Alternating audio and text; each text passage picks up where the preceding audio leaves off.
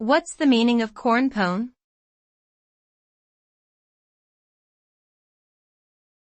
Corn pone.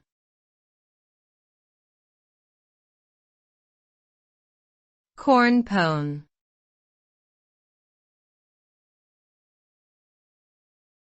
Corn pone.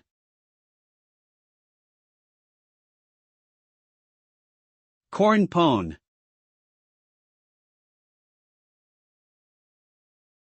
The term corn pone refers to a type of cornbread made from simple ingredients like cornmeal, water, and salt, and typically baked in cast iron skillets.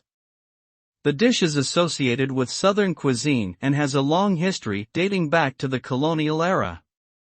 Corn pone has a dense, crumbly texture and a slightly sweet flavor.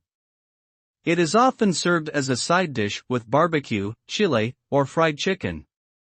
In addition to its culinary significance, corn pone has also become a slang term meaning things that are traditional, unsophisticated, or considered old-fashioned.